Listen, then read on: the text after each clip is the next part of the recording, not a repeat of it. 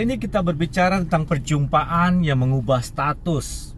Seringkali ketika orang berbicara tentang pertemuan dengan Tuhan, banyak mereka bersaksi bahwa kehidupan mereka diubahkan, status mereka diubahkan. Mungkin dulu miskin, mungkin dulu biasa-biasa saja, lalu sekarang menjadi sesuatu yang berbeda. Tapi kali ini bahwa perjumpaan dengan Tuhan Yesus mengubah status. Status bukan cuma keberadaan kebendaan yang dimiliki, tapi status dalam kehidupan itu sangat penting.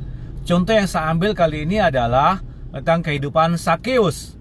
Nah, saudara melihat di dalam kitab Lukas pasal 19 ayat 2, di sana dikatakan bahwa di situ ada seorang bernama Sakeus, kepala pemungut cukai, dan ia seorang yang kaya. Nah, orang kaya tetap perlu berjumpa dengan Tuhan Yesus, bukan hanya orang miskin.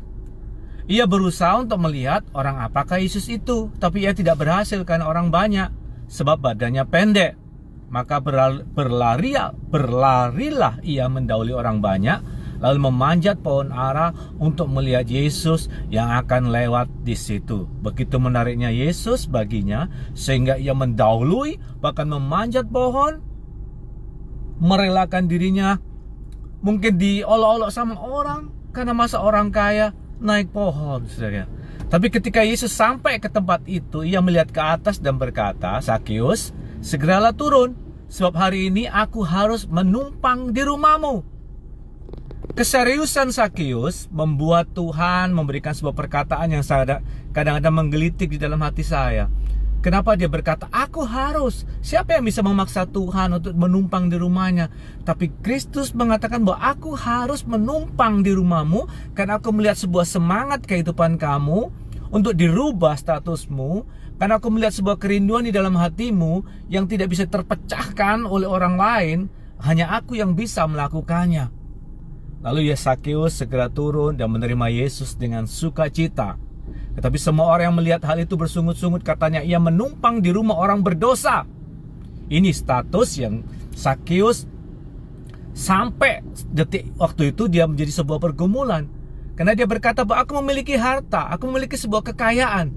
Tapi dalam pandangan orang lain dikatakan bahwa aku ini orang berdosa. Sedangkan aku butuh sesuatu yang lebih daripada kekayaan, yang menjadi jaminan kehidupan aku. Aku butuh status yang menyatakan bahwa diriku itu juga orang benar. Tidak selamanya bahwa orang kaya itu masuk neraka atau dilabeli dengan sebuah dosa. Aku mau dalam kehidupan aku ada pribadi yang mengubah statusku. Orang lain boleh menghakimi aku, tapi aku mau mencoba berjumpa dengan pribadi ini yang katanya luar biasa. Tapi Sakeus berdiri dan berkata kepada Tuhan, "Tuhan, setengah dari milikku akan kuberikan kepada orang miskin. Dan sekiranya ada sesuatu yang kuperas dari seseorang, akan kukembalikan 4 kali lipat." Kenapa dia harus berkata seperti itu kepada Yesus? Orang lain menganggap Yesus sebagai biasa, tapi Sakeus menilai Kristus adalah Tuhan, menilai Yesus adalah Tuhan, menilai dia mampu mengubah kehidupannya. Pertobatan dia di hadapan manusia biasa sebenarnya apa artinya? Pengakuan dia di hadapan manusia biasa apa artinya? Tapi dia tahu Yesus bukan manusia biasa. Pengakuan dia harus diungkapkannya seperti dia mengungkapkan itu kepada Tuhan, kepada Allah sendiri. Respon Tuhan Yesus, kata Yesus kepadanya, "Hari ini telah terjadi keselamatan kepada rumah ini, karena orang ini pun anak Abraham." Tuhan Yesus lalu mengatakan kepada Sakeus, "Engkau adalah anak Abraham." Orang lain mengatakan, "Kamu itu orang berdosa." Tapi Kristus melihat kerinduan seseorang, melihat hati seseorang, melihat perubahan seseorang. Dia mau berubah hidupnya. Dia percaya kepadanya bahwa dia sanggup mengubah kehidupannya.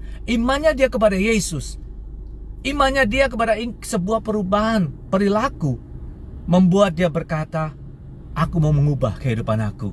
Dan Tuhan Yesus berkata, "Engkau pun anak Abraham." Orang lain mungkin akan berkata, "Kamu siapa? Kamu bisa mengatakan dia anak Abraham?" Saudara, yang terpenting Sakeus berkata, "Aku sedang gak peduli dengan penilaian orang lain. Aku mempeduli statusku menurut penilaian Kristus." Begitupun saudara. Saudara harus peduli kepada perkataan Kristus daripada perkataan orang lain. Sebab anak manusia datang untuk mencari dan menyelamatkan yang hilang. Sakeus orang yang hilang, Tuhan menyelamatkannya. Apa yang kita pelajari dari sini adalah bahwa status kita di hadapan Tuhan dibenarkan, status kita sebagai anak Abraham, status kita sebagai orang yang boleh mendapatkan sebuah keselamatan itu penting. Orang lain boleh melabeli saudara mungkin dengan label, oh kamu anak bodoh, anak tidak punya pengharapan, anak miskin, anak tidak punya kemampuan. Tapi coba saudara lihat apa yang Tuhan Yesus katakan kepada saudara. Kalau Tuhan Yesus berkata yang lain, saudara adalah orang yang diberkati Tuhan, saudara adalah anak Tuhan, saudara memiliki masa depan, saudara adalah orang warga kerajaan surga, saudara berhak mendapatkan keselamatan. Saya berharap saudara lebih memperhatikan perkataan Kristus daripada perkataan orang lain. Seperti Sakeus, hidupnya berubah, dia bersuka cita, dia lebih senang dengan perkataan Yesus daripada perkataan orang lain. Saya yakin mulai dari itu hidupnya berbeda. Dia tidak lagi diintimidasi oleh perkataan orang, tapi dia mulai melangkah dengan iman dan percaya kepada Kristus. Hidupnya diubah. Terus memberkati saudara.